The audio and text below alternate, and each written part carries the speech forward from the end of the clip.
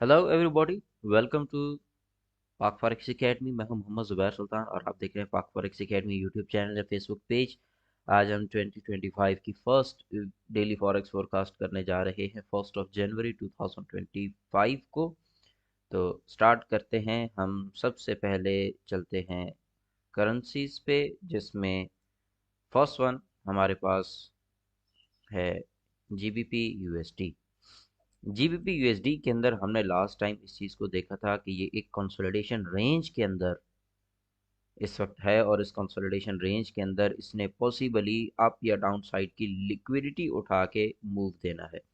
तो अब यहाँ पे अभी लिक्विडिटी हंटिंग रहता है, और इस लिक्विडिटी हंटिंग के बाद हम इसमें पॉसिबल एक रिवर्सल देख सकते हैं जीबीपी यूएसडी में।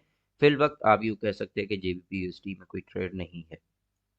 नेक्स्ट हमारे पास है जी एयूडी यूएसडी।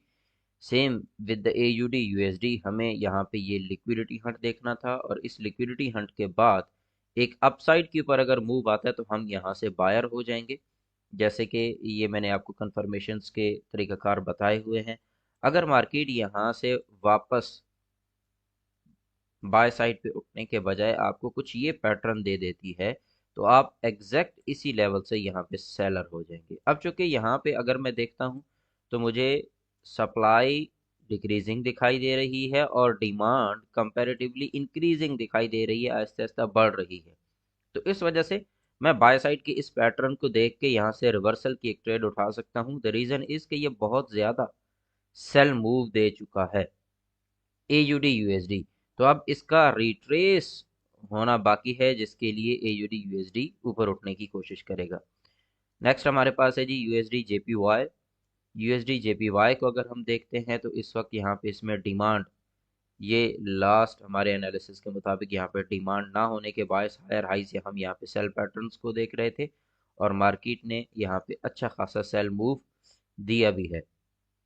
अब की बार मार्केट में हम यहाँ पे lower time frame like M15, यहाँ पे हमें जैसे ही ये स्ट्रक्चरल कंफर्मेशन मिलती है, अब M15 में हम इमीडिएट अभी ये जो लाइव चल रहा है इसमें इस टारगेट तक हम सेलर हैं। और अगर मार्केट हमें इस एरिया से नीचे एक ब्रेकआउट देती है तो हम यहाँ से कम्प्लीटली सेलर शिफ्ट हो जाएंगे H4 से। इसका क्राइटेरिया मैंने आपको बताया हुआ है लाइव क्लासेस के अंदर। अब यहाँ से अगर रिवर्सल बाय उठाना है तो उसका प्रोसीजर भी शेयर किया हुआ है। नेक्स्ट आगे बढ़ते हैं यूएसडी कैड की तरफ। यूएसडी कैड को हम 4 आवर के एनालिसिस में अगर देखते हैं तो यूएसडी कैड ने एग्जैक्ट हमारे पैटर्न के मुताबिक लोअर एंड से लिक्विडिटी उठा के तो यहाँ पे रेंज के अंदर आ चुका है। अब याद रखिएगा, रेंज के अंदर कभी भी ट्रेड नहीं लेते, या रेंज से ऊपर आपने ट्रेड लेनी होती है या रेंज से नीचे। तो अब ये लो लगा खड़ा है, इसके नीचे हम क्लियर कट सेलर हैं। और अगर market with in this range कुछ यूं कर जाती है, ये कहा, तो यानी कि ये जो लेटेस्ट हाई लगा खड़ा है इससे ऊपर हम यहाँ पे क्लियर कट बायर हो जाएंगे। जो कि H4 में अगर मैं यहाँ पे यूएसडी कैड को देखता हूँ तो ये मुझे यहाँ पे सप्लाई नज़र आ रही है, और उसके अगेंस्ट ये मुझे एक बहुत ही स्ट्रॉन्ग डिमांड नज़र आ रही है। तो जब मैं इस डिमांड को देखता हूँ तो इसका मतलब ये है कि मेरे पास जो बेस एरिया है वो कहीं यहाँ जाके आएगा। तो अगर यहाँ आता है तो फिर हम 1.43462 से सेलर हैं अप टू 1.42003 तक, और फिर उसके बाद दोबारा बायर शिफ्ट हो जाएंगे। नेक्स्ट आगे बढ़ते हैं एक्स ए यू यूएसडी पे। एक्स ए यू यूएसडी के अंदर मैंने ये लेवल्स आपको रात को ही दे दिए थे क्लास के दौरान ही।